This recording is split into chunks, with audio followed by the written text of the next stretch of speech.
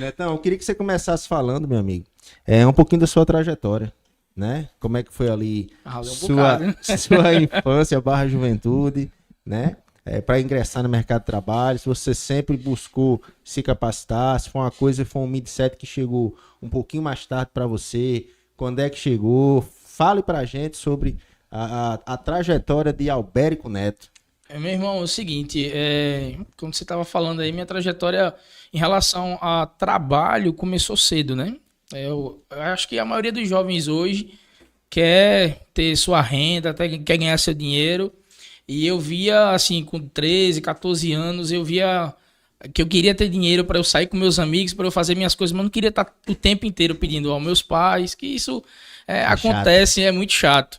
E aí eu trabalhava, né? Ajudava meu tio, né? Ele trabalha como motorista, às vezes eu viajava com ele no final de semana e etc. Mas eu não era um cara muito estudioso, nunca fui de fazer muito curso cedo. Só que com o decorrer do tempo, eu trabalhei em usina, comecei a trabalhar em farmácia muito cedo, né? Sobre o assunto, em 2012, 2013 foi quando eu comecei a trabalhar em farmácia. As primeiras oportunidades. A primeira oportunidade, comecei. Quantos anos, Netão? Você lembra quantos anos foi isso? É só subtrair, né? Rapaz. Entregar a idade do cara aqui. 10 anos atrás. Então eu tava com 21 anos quando eu comecei, 20, 21 anos quando eu comecei a trabalhar em farmácia. Não conhecia nada, não tinha nenhum conhecimento. E isso é o que faz muitas pessoas criam um bloqueio, né? Faz com que elas não dêem um passo à frente, elas não consigam uma vaga no mercado de trabalho ou então realizem um sonho. Por quê? O que acontece é o seguinte, se eu não tenho conhecimento, eu não vou não, porque eu não sei. Então eu não vou porque talvez dê errado, né? As pessoas não gostem. Mas eu só vou saber se eu der a cara, se eu for atrás e se eu buscar. E foi assim, eu comecei trabalhando em farmácia, eu fazia limpeza diariamente dos medicamentos. Não quer dizer que você vai precisar necessariamente fazer isso, né? Foi uma coisa que eu vi que era necessário para que eu pudesse aprender mais sobre medicamentos naquele momento. Pegava por sessões e olhava as prateleiras, olhando o medicamento, lia as bulas. Não lhe pediam para fazer isso. Você fazia...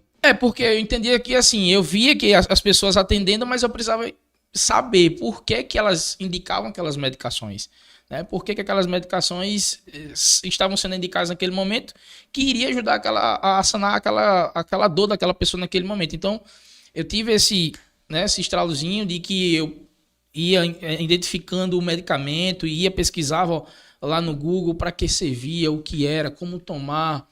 Tinha um livro, na época, muito grande, e eu levei esse livro para casa, então eu estudei muito sobre esse livro, que era falando sobre os medicamentos e suas posologias, né? Então, isso me ajudou muito. E o dia a dia, né? O dia a dia, você vai ter inúmeras situações, pessoas que estão com situação A, e vai chegar amanhã uma pessoa com situação B, parecida, mas não é igual. Não, que eu vou ter que saber lidar da melhor maneira possível. Então, foi decorrendo, passei 2 anos nessa primeira farmácia, trabalhei, adquiri um certo conhecimento. Após isso, eu vi uma oportunidade de ir morar com meu pai no estado de Goiás. Eu trabalhei em usina durante quase 4 meses. Mas ali eu vi que não era para mim, independente da área. Eu vi que eu poderia ter algo mais, não menosprezando a área, né? Então, voltei para cá, para Paraíba, e foi quando eu assumi com minha mãe o risco de... Ela gerenciava 2 postos de combustíveis e eu fui auxiliar ela. E já foi numa área totalmente um pouco diferente, que era na parte administrativa. Mas eu sempre, assim, tive essa desenvoltura de estar em contato com pessoas, de atendendo pessoas, e eu fazia o meu papel lá dentro e corria lá para fora para poder ajudar a atender as pessoas. E foi quando, no ano de 2015, julho de 2015, surgiu a oportunidade de começar a trabalhar no PAP.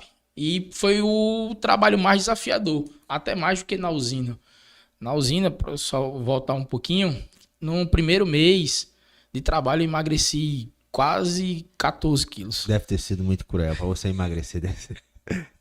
Foi bastante cruel, irmão. E olha que, tipo assim, esse mês era, tipo assim, não comia regrado, não fazia dieta, mas era muito trabalho, muitas horas de trabalho que acabaram...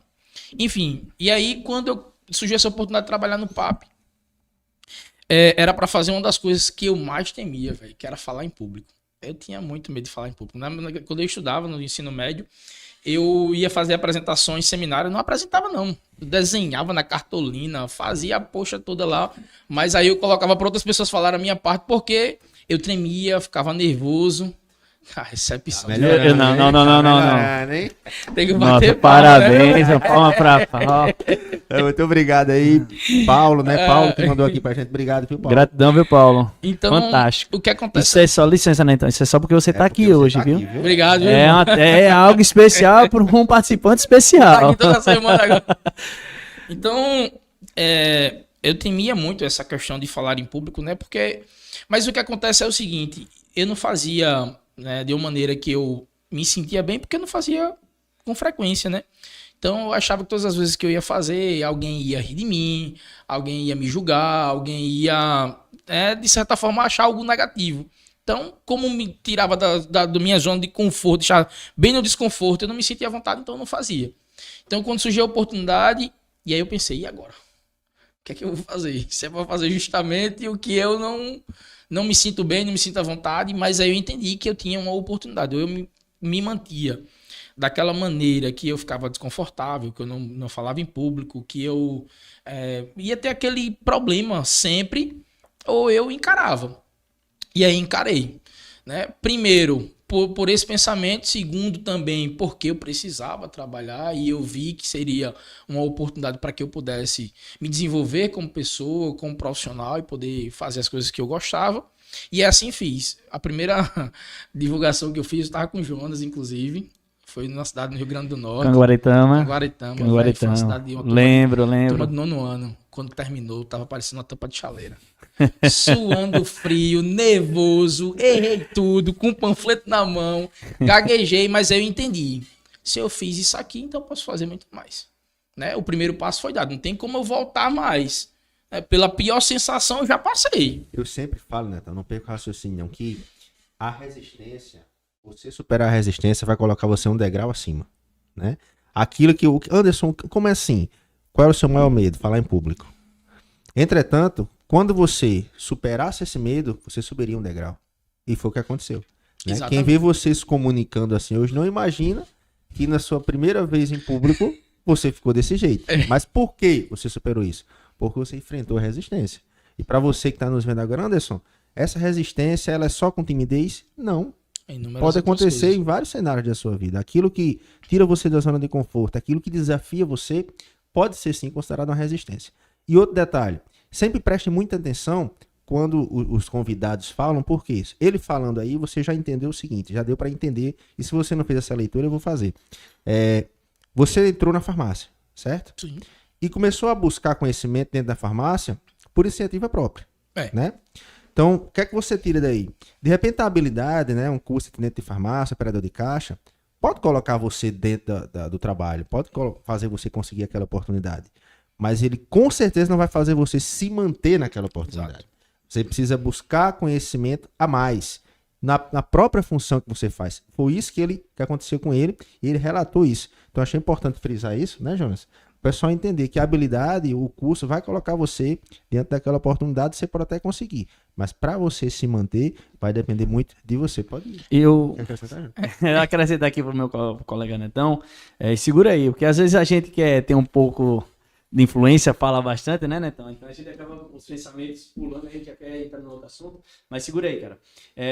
Para você que tá em casa ouvindo agora esse podcast, para você que vai ver depois, né, tá vendo depois, não tá vendo agora no ao vivo, o mais legal de tudo, você vê a história de Netão, que é um cara fantástico, né, já passou por diversas áreas, né, trabalhou com farmácia, né, mas não se sentia tão confiante ainda, né, foi buscar o conhecimento, trabalhou de frentista, já trabalhou na usina, né, trabalhou no Papicurso, e quando ele entrou no Papicurso, né, a primeira cidade que ele abriu foi comigo, e tipo assim, e às vezes você tá em casa, as pessoas veem potencial em você, e você acha que não tem, né, tem um medo que te bloqueia, que no caso aconteceu com o Netão, não, o cara é um potencial gigantesco, Paulo Jonas, eu tenho um cara, vou mandar pra ir pra treinar ele.